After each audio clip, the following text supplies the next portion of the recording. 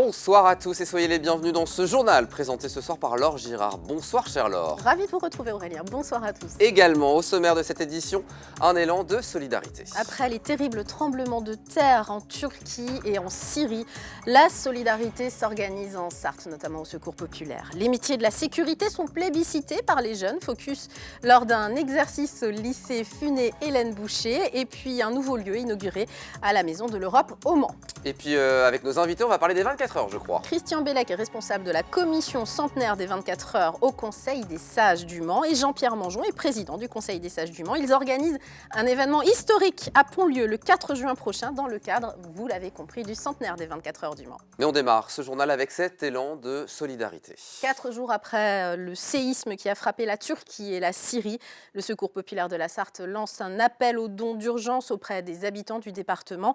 L'argent collecté permettra de répondre aux besoins humanitaires considérables auxquels font face ces deux pays. Anthony Piton. Le bilan du séisme qui a frappé la Turquie et la Syrie ne cesse de s'alourdir. Le dernier décompte fait état d'au moins 17 500 morts et de dizaines de milliers de blessés. Face à cette urgence humanitaire, le Secours populaire de la Sarthe lance un appel aux dons pour aider les sinistrés. Aujourd'hui, ce dont on a besoin, en priorité, c'est d'argent. On a besoin d'activer le levier financier, puisque tout ce qui est nécessaire pour apporter les premiers secours se trouve soit en Turquie, soit en Syrie, soit dans les pays qui sont limitrophes. Donc si vous voulez, aujourd'hui, dans cette course contre la montre, ce dont on a besoin, c'est de rétrécir le temps nous permettant d'obtenir les objets permettant de dispenser les premiers secours. Donc l'élément financier nous permet de donner de la réactivité aux partenaires avec lesquels nous travaillons sur place. Concrètement, le Secours populaire s'associe avec Superformat et le festival Diverscènes. Des fonds seront collectés lors du concert de Balaphonix et Marimé ce samedi dans la salle des Saulnières au Mans. Chaque euro qui sera collecté durant cette soirée de samedi 11 février sera reversé au bénéfice des personnes qui sont victimes du séisme en Turquie et en Syrie. Enfin, on risque d'avoir, si vous voulez, une situation durable de précarité. Donc les besoins vont être longs. Pour participer à cette chaîne de solidarité, il est aussi possible de contacter la Fédération du Secours populaire de la Sarthe ou de lui envoyer directement vos dons par chèque au 128 avenue Jean Jaurès au Mans. Et notez que d'autres actions solidaires, Laure, se mettent en place. Notamment la ville d'Allonne qui recueille également des chèques au profit du Secours populaire. Vous pouvez les présenter à la mairie. L'association culturelle franco-turque de Sablé-sur-Sarthe, elle lance aussi un appel aux dons. Ils peuvent être remis directement dans sa boîte aux lettres au 23 rue des Jumeaux à Sablé-sur-Sarthe. Et puis le conseil départemental de la Sarthe qui vote actuellement son budget prévoit d'accorder un soutien exceptionnel pour les victimes du séisme. Une nouvelle manifestation contre la réforme des retraites est prévue ce samedi. Cette fois, l'intersyndicale prévoit un départ à Pontlieu, place Henri Vaillant, au niveau du marché, à partir de 14 h. Des perturbations sur les lignes de tram et de bus sont prévues. Autre manifestation à Sablé-sur-Sarthe, à 10 h, place du Champ de Foire.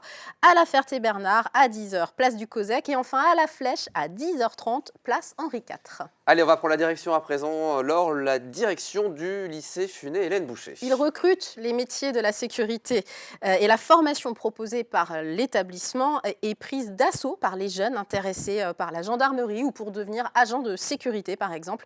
Hélène Galliana a assisté à un exercice grandeur nature. Bonjour messieurs, gendarmerie nationale, coupez le véhicule s'il vous plaît. Tout semble bien réel. Pourtant, il s'agit ici d'un exercice. Ces lycéens sont en formation métier de la sécurité. Plus tard, ils seront agents privés, policiers ou encore pompiers.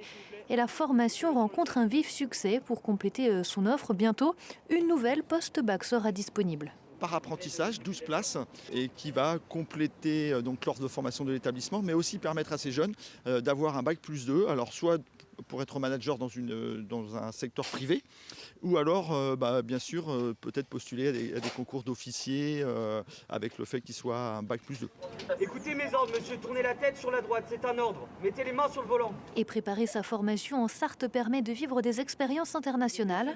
À partir de la classe de première, ils peuvent mettre en pratique leurs connaissances et travailler sur des événements. D'abord, pour être dans la sécurité, il faut une carte professionnelle. Donc nos jeunes bac pro, métier de la sécurité auront cette carte professionnelle. On fait une demande préalable, ils ont cette carte professionnelle, ce qui leur permet de travailler sur les événements importants en Sarthe, autour de l'automobile bien évidemment.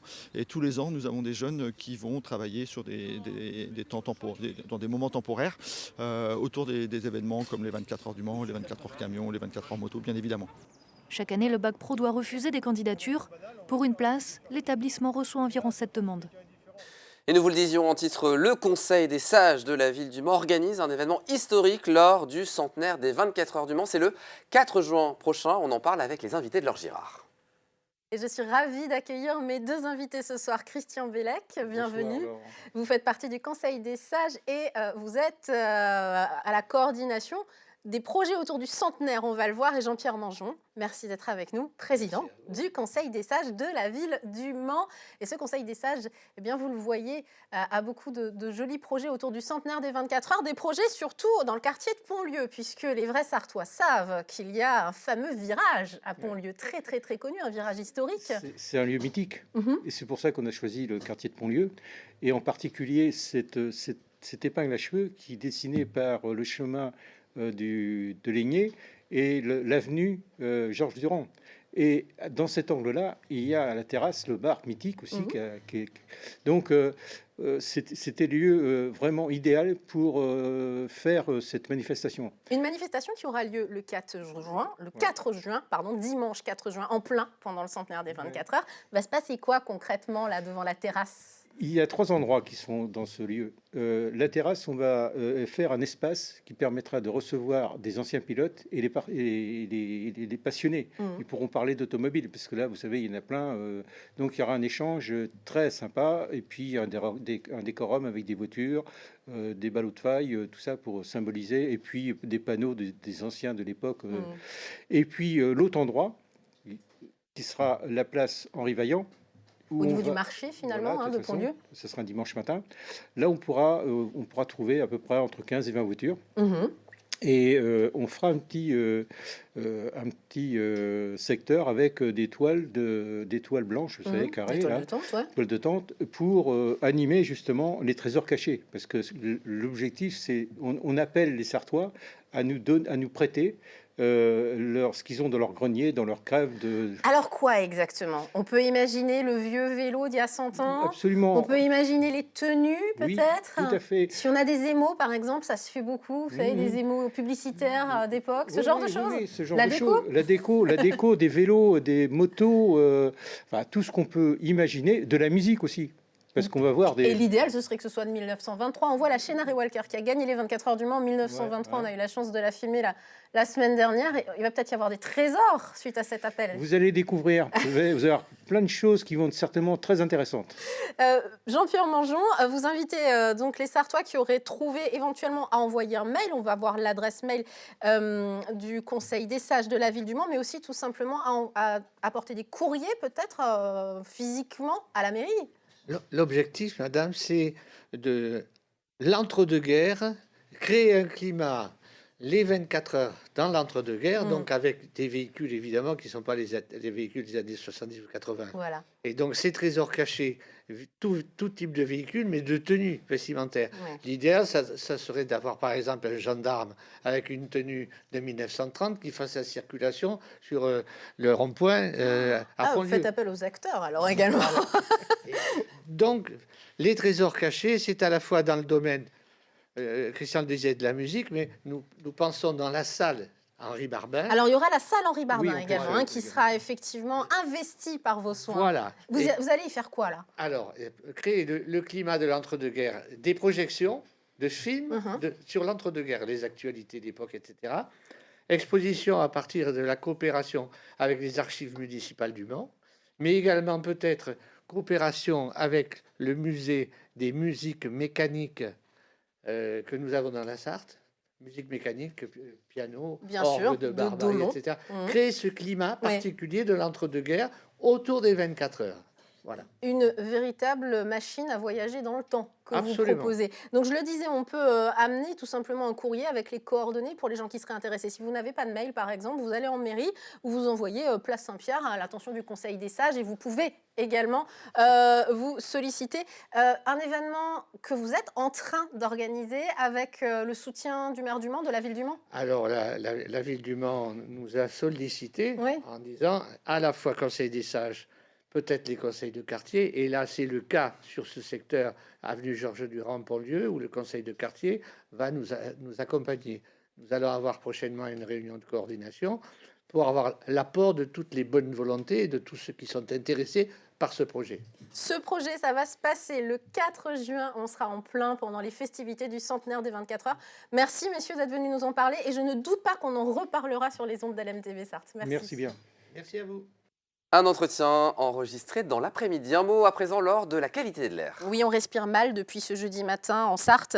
Comme vous pouvez le voir sur cette carte, Air Pays de la Loire mesure un fort taux de particules fines et d'ozone liés au chauffage urbain et au trafic routier notamment. Et cela va continuer ce vendredi. Oui, Aurélien, les particules s'accumulent dans les basses couches de l'atmosphère, donc il vaut mieux éviter de s'agiter en extérieur, de faire du sport par exemple. Et cela ne concerne pas que les personnes fragiles, mais bien l'ensemble de la population. Attention donc. Et donc attention, on termine ce journal avec un déménagement. Celui de la Maison de l'Europe au Mans, installée depuis 2014 dans l'hypercentre du Mans, dans le bâtiment des Halles. Elle se situe désormais au 24 rue de la Galère. C'est juste à côté, dans les locaux bien plus accueillants. Enzo Maubert.